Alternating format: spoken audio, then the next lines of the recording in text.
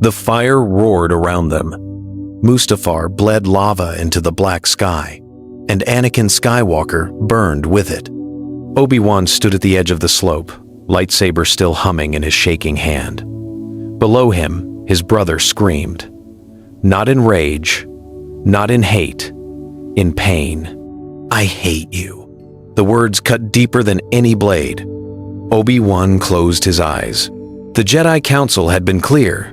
Leave him. Let the dark side take what it had claimed. Walk away and never look back.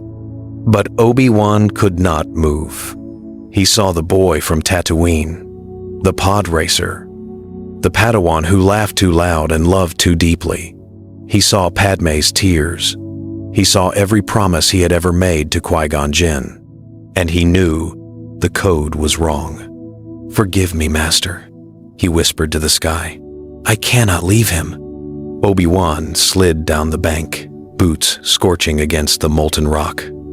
Anakin's body twitched, half swallowed by flame. His golden eyes burned with hate, then flickered with something else. Something human. "Why?" Anakin rasped. "Why did you come back?" "Because you are my brother." Obi-Wan knelt beside him. "And I will not let you die alone." He tore off his cloak, smothered the flames, and lifted what was left of Anakin Skywalker into his arms. The Force trembled around them, as if the galaxy itself had paused to watch. Far away, on Coruscant, Darth Sidious felt it. His yellow eyes narrowed. Something had changed, and the future he had built for 1,000 years began to crack. The lava hissed. The air burned, and Obi-Wan Kenobi carried his brother through hell. Anakin's body was broken. His legs were gone. His skin was black with ash, but his heart still beat. Faint, stubborn, alive. "Stay with me, Anakin," Obi-Wan whispered. "Stay with me." He climbed the slope step by step, each one a war against the fire. The Force pulsed weakly between them, a thread, thin as silk, but unbroken. Above them, the sky cracked with thunder. Padmé's ship still waited on the landing pad. C-3PO stood frozen at the ramp, his golden plates streaked with soot. "Master Kenobi," the droid cried. She is barely breathing." Obi-Wan laid Anakin gently on the cold metal floor. He looked at Padmé, then at the smoking ruin of the man he once called brother. 2 lives, 1 ship, 1 impossible choice. He chose both. R2, Obi-Wan commanded. "Set a course, anywhere but the core, anywhere the Emperor cannot see." The astromech beeped and the engines roared to life. The ship lifted from Mustafar, leaving fire and prophecy behind. Inside, Obi-Wan knelt between them. He pressed one hand to Padmé's forehead and the other to Anakin's chest. "There is still good in you," he whispered. "I feel it. I know it. And I will not let the dark have you." Anakin's eyes fluttered open. Yellow, then blue, then yellow again. A single tear slid down his scorched cheek. "Master," he rasped. Obi-Wan had no answer, because somewhere across the stars, Darth Sidious was already hunting them. The ship cut through hyperspace. Stars stretched into white lines, then into silence. Obi-Wan stood at the cockpit, eyes hollow. Behind him, Padmé breathed, slow and shallow. Anakin lay wrapped in bacta-cloth, every breath a battle. "R2, he said softly. "The old coordinates, the ones Master Yoda buried." The droid beeped. The ship turned. Hours later, they dropped from light speed above a small gray moon. No stars marked it, no maps remembered it. A forgotten Jedi sanctuary from a forgotten age. The outpost rose from the mist-stone towers, cracked and silent. 2 old Jedi caretakers met him at the landing pad. Their eyes widened when they saw the body in his arms. "Skywalker," one whispered. The chosen one. He lives? Barely, Obi-Wan said. Help me save him. They worked through the night. Bacta tanks, mechanical limbs, ancient healing trances. Padmé woke first, weak but alive. She reached for Obi-Wan's hand, eyes wet with fear. Where is he? Fighting, Obi-Wan whispered. Fighting for his soul. Then came the transmission. A blue hologram flickered to life, Master Yoda. Small, tired, burning with sorrow. Obi-Wan, the old master said. Destroyed, Skywalker must be. The dark side claimed him, it has. End him, you must. Obi-Wan straightened. His jaw tightened. No, Master. Yoda's ears drooped. The twin suns of their hidden moon rose slow and pale. Anakin stood in a field of tall white grass, his mechanical hand resting on a wooden staff. His face was scarred. His hair was streaked with gray. He breathed through a small mask now, a quiet hiss, a reminder of Mustafar that would never leave him. In front of him stood two children, 10 years old, bright eyes, strong hearts. Again, Anakin said softly. Luke raised his training saber. Blue light hummed. He swung hard, too hard, his small face twisted with effort. Leia circled, calm and sharp, waiting for the mistake. She found it. Her blade tapped his ribs. Luke stumbled back, frustrated. It's not fair. She always reads my mind. Because you shout with it. Leia smiled. Anakin's heart twisted. He saw himself in Luke, the same fire, the same need to win, the same anger when he lost. And in Leia, he saw Padmé, steady, fearless, dangerous, in her own quiet way. That night, he stood at their door, watching them sleep. Padmé came beside him and took his hand. You're afraid, she whispered.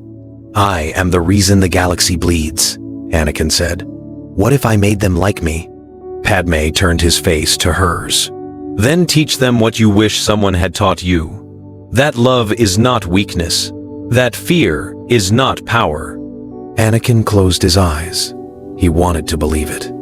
But deep in the Force, far across the stars, he felt something cold reaching out, searching, finding. Luke sat up in bed, eyes wide open in the dark, and whispered, Daddy, someone is looking at me. The sky split open with engines. Imperial dropships punched through the clouds. White armored troopers poured into the tall grass. Blasters screamed. The little farmhouse where the Skywalkers had hidden for 10 years burst into flame. Padmé grabbed the twins and ran for the trees. Luke clutched his small saber. Leia pulled a blaster from her belt, eyes blazing. Mom, get behind me. But the new Sith Lord was already there. He stepped through the smoke, tall and black, his spinning red blade lighting the night. The Inquisitor, the Emperor's hunter. He raised a gloved hand, and Padmé flew backward into a tree. The twins were lifted off the ground, choking. Skywalker's brats, he hissed. The Emperor wants you alive. He did not say unhurt. Then a blue blade hummed behind him. Anakin Skywalker walked out of the fire.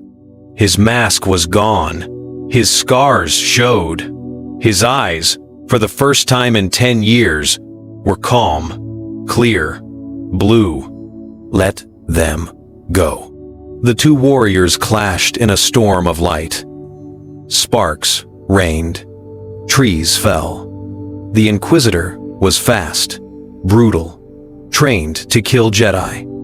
But Anakin was something else now. Not Vader. Not the boy from Tatooine. A father. The red blade slipped. Anakin's saber drove up through the dark armor and out the other side.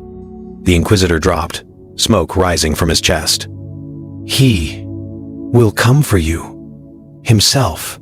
Let him, Anakin whispered. He turned. Padmé was running to him. The twins were safe. For one breath, the galaxy felt right. Then, high above the burning field, a single black shuttle descended, and from its ramp stepped the Emperor himself. The night smelled like smoke. The little farm was gone.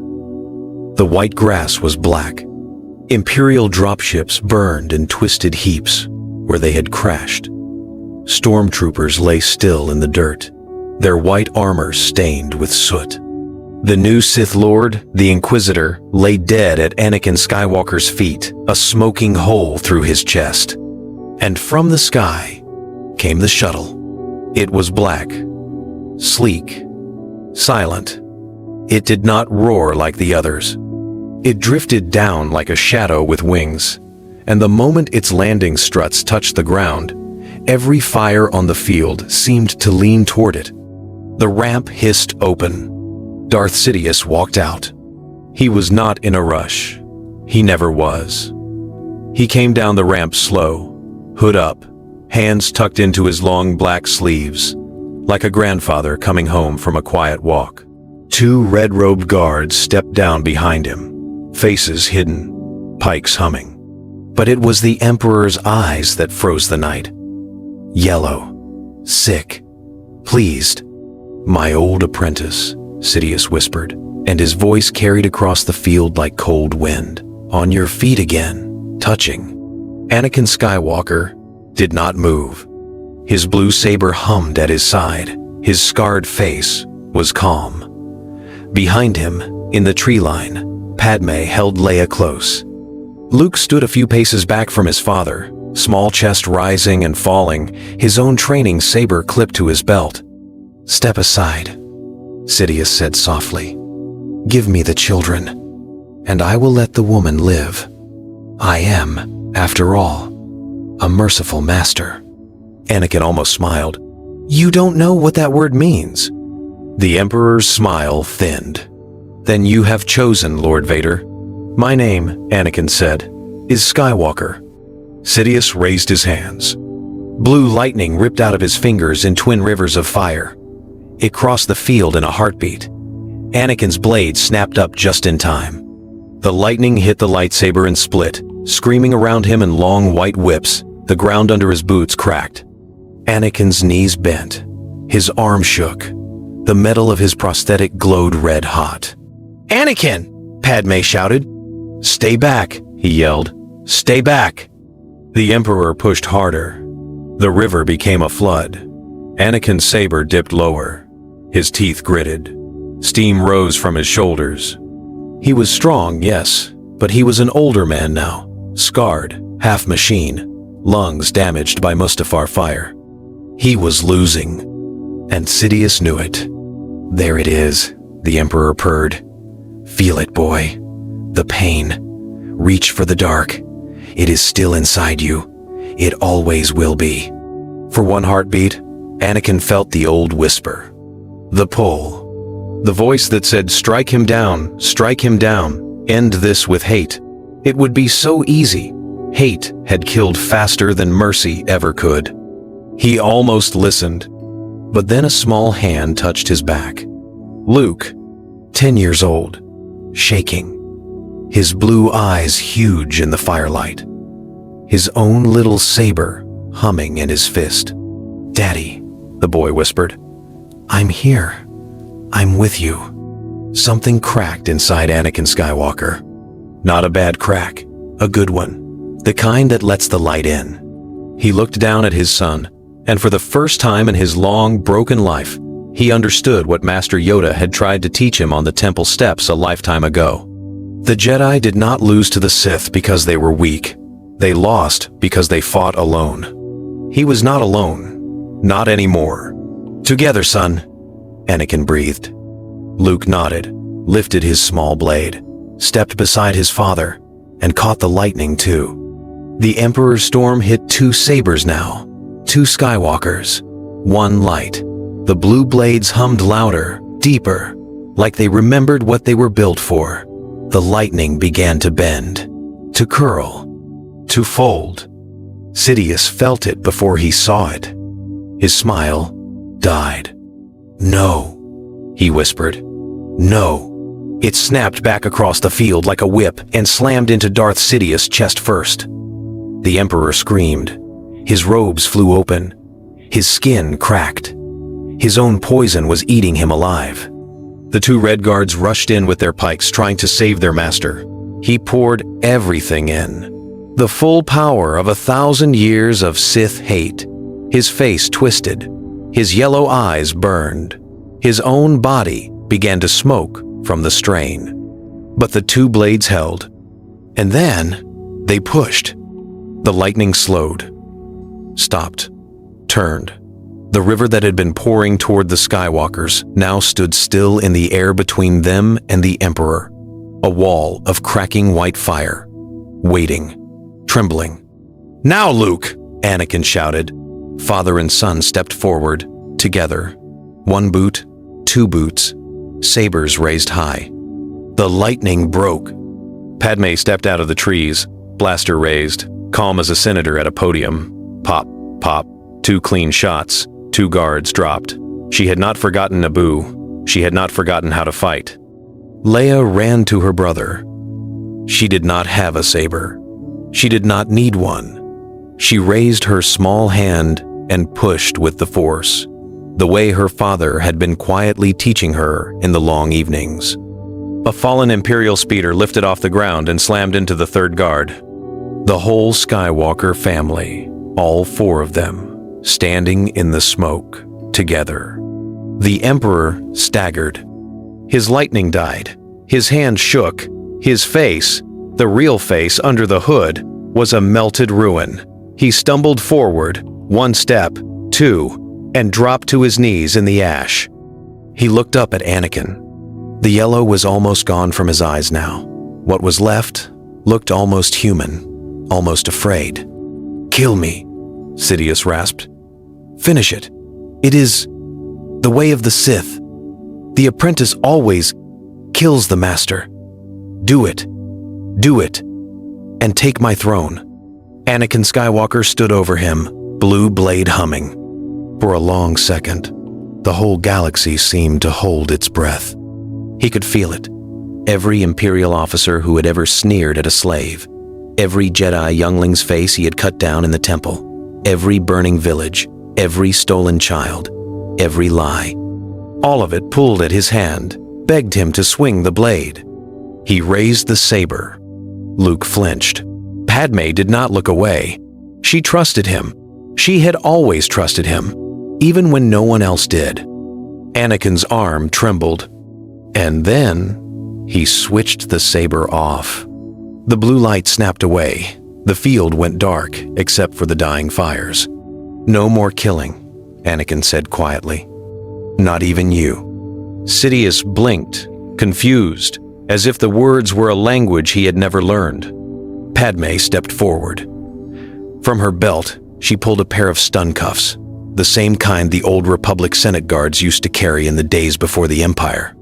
She knelt, calm and steady, and locked them around the Emperor's bone-thin wrists. "Palpatine of Naboo," she said, her voice clear and strong. "By the authority of the surviving Senate, you are under arrest for the murder of the Jedi Order, the destruction of the Republic, and crimes against every free world in this galaxy. You will stand trial. You will face your victims, and the galaxy will hear what you did." Sidious laughed. It was a thin, broken sound. "You fools," he hissed.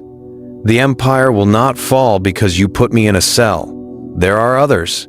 There are always others." "Then we will face them too," Anakin said, "but not with your weapons." He turned away from the Emperor. He turned toward his family. He dropped his saber in the dirt and pulled Luke and Leia into his arms. Padmé wrapped her arms around all 3 of them. For a long, long moment, the 4 Skywalkers stood in the ashes of the farm, holding each other, while the stars came out one by one above the smoke. It was not a victory parade. There were no medals, no cheering crowds. It was just a family. Alive. Together. Free. But across the galaxy, the cracks were already spreading. On Coruscant, Imperial holoscreens flickered. The signal of the Emperor's death grip on the holonet was gone. Senators who had been silent for 10 years lifted their heads. On Mon Cala, Admiral Akbar quietly ordered his fleet out of dry dock. On Alderaan, Bail Organa wept for joy in his daughter's old nursery, not knowing she was already on her way home. On Tatooine, an old man in brown robes named Ben Kenobi sat up straight in his hut, eyes wide, and whispered, "By the Force, he did it." And on 100 Star Destroyers across the stars, Imperial officers stared at empty command channels and slowly began to ask each other the dangerous question, the one Sidious had spent decades making them forget. What do we do without him? The new Sith Lord was dead in the grass. The old one was in chains.